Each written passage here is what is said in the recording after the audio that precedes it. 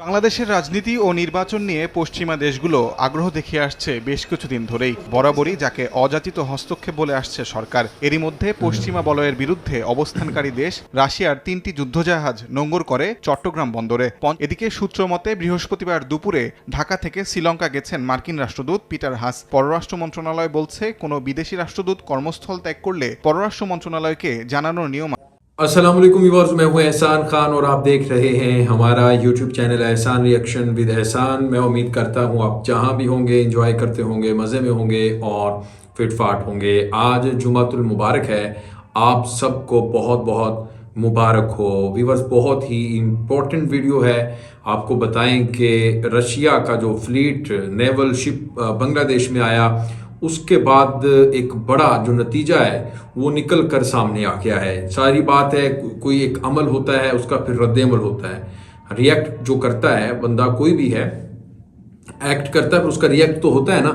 अब वो फ्लीट जो आया ना उसमें चिटागोंग पोर्ट पे रशिया का 50 साल बाद, तो उसके बाद अमेरिका को ये चीज़ बर्दाश्त नहीं हो रही थी।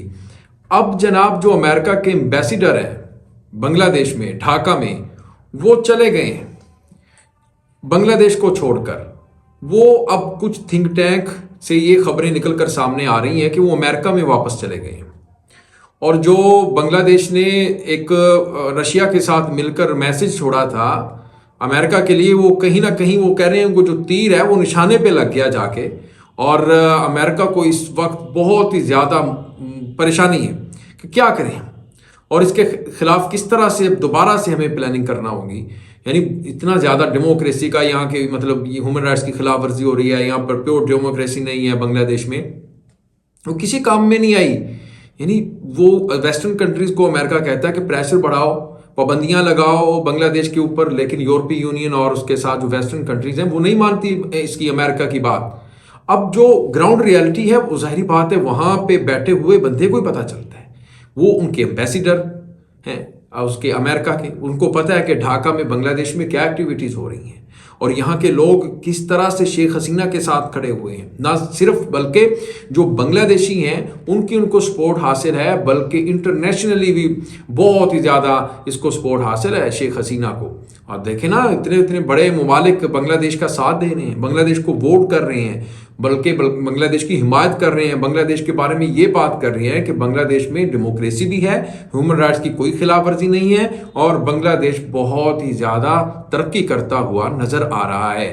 तो ये तो देखिए ना, शेख हसीना की फतह है। लेकिन इसके पीछे एक जो और खबर छुपी हुई है वो ये है कि अब जो लोग इसके ऊपर बात कर रहे हैं वो कह रहे हैं कि अब ये जो एम्बेसडर है ना, सफ़ीर अमेरिका के, ये अब जो उनके पॉलिसी बनाने वाले हैं ना अमेरिका के ऑफिशियल्स, उनके इंस्टीट्यूशंस, उनकी बड़ी बड़ी एजेंसियां, उनके साथ मिलकर एक पूरा थिंक टैंक ये बात को तय करेगा कि इनको हमने कैसे खरीदना है, इनके खिलाफ अब हमने कैसे साजिश रचानी है। क्योंकि लोग प्रेशर लेने से, वो प्रेशर ले ही नहीं रही शेख हसीना बांग्लादेश, क्योंकि लोग उनके साथ खड़े हैं। 70% एक रिपोर्ट है अमेरिकी जरीदे की, इदारे की, कि 70% लोग शेख हसीना को वोट देने के लिए तैयार हैं।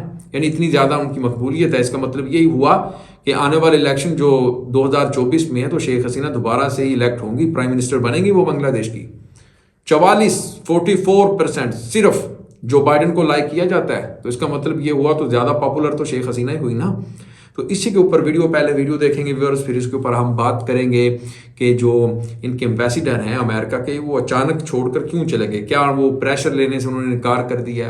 क्या उनको भी बहुत ही ज़्यादा यहाँ पर मुश्किलात का सामना करना पड़ रहा था, क्योंकि यहाँ से लोग तो बिक नहीं रहे। अब शेख हसीना ने भी बड़ा फैसला कर लिया कि जो पार्टी या कोई बांग्लादेशी बिकेगा पैसे के इवज़, तो मैं उसको मुल्क से निकालूंगी, चाहे वो अमेरिकन है, पैसे देता हुआ पकड़ा गया या पैसे लेता हुआ पकड़ा गया। ये बकाऊ मंडियां मैंने नहीं बनानी, ये होता है फैसला हुकूमत की तरफ से। यानी वो डट गई हैं, डोंट केयर मोड में आ गई अब शेख हसीना। खैर, इसी के ऊपर पहले वीडियो देख लेते हैं जी, फिर हम इसके ऊपर डिटेल से बात करेंगे। जुड़े रहिएगा अंत तक, इस वीडियो को जरूर देखिएगा। 3, 2, 1 एंड क्यू। বাংলাদেশের রাজনীতি ও নির্বাচন নিয়ে পশ্চিমা দেশগুলো আগ্রহ দেখিয়ে আসছে বেশ কিছুদিন ধরেই। বরাবরই যাকে অযাচিত হস্তক্ষেপ বলে আসছে সরকার। এরই মধ্যে পশ্চিমা বলয়ের বিরুদ্ধে অবস্থানকারী দেশ রাশিয়ার 3টি যুদ্ধজাহাজ নোঙর করে চট্টগ্রাম বন্দরে। 50 বছর পর প্রথম কোনো রুশ নৌবহর এসে ভিড়ে বাংলাদেশের সীমানায়, জানিয়ে শুরু হয় নানা আলোচনা।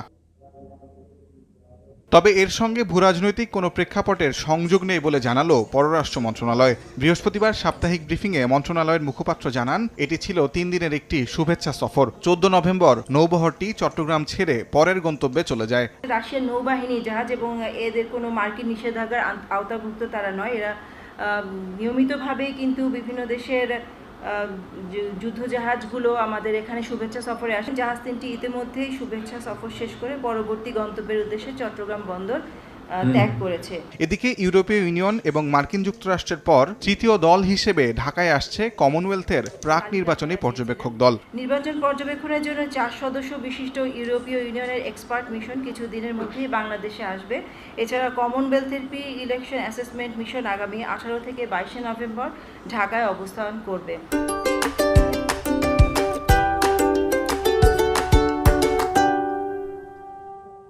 এদিকে সূত্র মতে বৃহস্পতিবার দুপুরে ঢাকা থেকে শ্রীলঙ্কা গেছেন মার্কিন রাষ্ট্রদূত পিটার হাস। পররাষ্ট্র মন্ত্রণালয় বলছে, কোনো বিদেশি রাষ্ট্রদূত কর্মস্থল ত্যাগ করলে পররাষ্ট্র মন্ত্রণালয়কে জানানোর নিয়ম আছে, তবে সেই তথ্য গণমাধ্যমকে জানাবে না মন্ত্রণালয়। তাজওয়ার মাহমিদ, সময় সংবাদ, ঢাকা। व्यूअर्स, आपने ये वीडियो देखी। पीटर यास जो एम्बेसडर हैं अमेरिका के, वो तो चले गए हैं वापस अमेरिका में। अब वो क्या करने गए हैं, कुछ खबरें ये भी निकल कर सामने आ रही हैं कि वो पॉलिसी बनाएंगे। इसके बारे में जो पॉलिसी साज होते हैं, जो पॉलिसी बनाते हैं, उनके साथ मिलकर वो उनकी हकीकत बताएंगे कि यहाँ पर इस वक्त क्या चल रहा है, बांग्लादेश के हालात कैसे हैं। तो लेकिन अब जो खबर ये है कि रशिया का जो फ्लीट आया ना बांग्लादेश में, उसके वो कह रहे हैं कि कई मकासद हैं। एक तो उसने कहा है, रशिया ने और बांग्लादेश ने अपनी जो आपस में इनकी फ्रेंडशिप है वो दिखाई है कि हमारे साथ भी कोई खड़ा है दुनिया में, कोई मुल्क। और दूसरा, जो लोग इसके ऊपर बात कर रहे हैं ना, तज्जिया दे रहे हैं, बड़े बड़े थिंक टैंक इसके ऊपर बात कर रहे हैं, एनालिसिस, बड़े बड़े टॉक शोज़ के ऊपर बात हो रही है कि जो बांग्लादेश है उसने कहा कि हम जनाब आपको अफ़गानिस्तान नहीं बनने देंगे। यानी वो चाहता है कि कैप्चर कर लें अफ़गानिस्तान के ऊपर। जिस तरह से इन्होंने किया है, झूठ बोला कि यहाँ पर डेमोक्रेसी नहीं है, जमहूरियत नहीं, ह्यूमन राइट्स की खिलाफ वर्जी होती है, तालिबान तशद्दुद करते हैं, ये वो फलां फलां फलां। उन्होंने कहा कि हम अब बांग्लादेश को अफ़गानिस्तान या इराक नहीं बनने देंगे।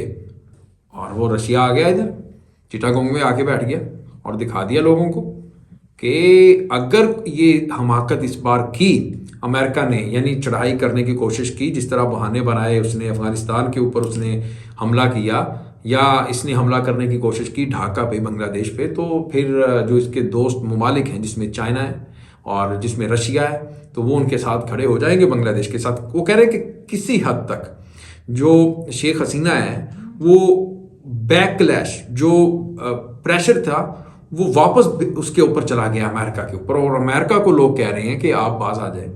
उसके इत्तेहादी ममालिक वो उसको कह रहे हैं कि आपने ये ठीक नहीं किया। यानी आप उस मुल्क के ऊपर सेंक्शंस की बातें कर रहे हैं, उसको आप डेमोक्रेसी का जिम्मेदार ठहरा रहे हैं, मलबा उसके ऊपर गिरा रहे हैं जहाँ पर डेमोक्रेसी है, जहाँ पर ह्यूमन राइट्स की खिलाफ वर्जी नहीं है। ह्यूमन राइट्स की खिलाफ वर्जी तो फ़लस्तीन में हो रही है, वहाँ पे ये चुप है, यानी यहाँ पर ये नहीं बात करेगा। अब आप खुद अंदाज़ा लगा लें इससे। तो आपका भी इस वीडियो के बारे में क्या कहना है कि पीटर यास जो उनके एम्बेसडर हैं, वो दुम दबाकर चले गए हैं अमेरिका वापस, और उनको पता नहीं क्या मुसीबतें पड़ गई हैं कि ये मानने वाली नहीं है, ये तो बड़ी लीडर है। और वो एक चीज़ बताना मैं भूल गया था, अपनी बहन के तौर पर वो कहते मेरी सिस्टर है, ये बड़ी सिस्टर है। वो कहता है प्यूटन, रशिया का जो प्रेसिडेंट है, वो कहता है ये मेरी बड़ी बहन है, यानी उसको, शेख हसीना को। यानी उनका आपस में इतना ज़्यादा रिश्ता है बहन भाइयों वाला। अच्छा, इनका हिस्टोरिकल रिलेशन भी है रशिया और बांग्लादेश के दरमियान, जिसकी वजह से आज ये एक दूसरे के इतना ज़्यादा करीब भी हैं। तो आपका व्यूअर्स इसके बारे में क्या कहना है, फीडबैक ज़रूर दिया करेंगे। इंशाल्लाह नेक्स्ट वीडियो में आपके साथ एक बार फिर मुलाकात होगी। तब तक के लिए अल्लाह हाफिज़।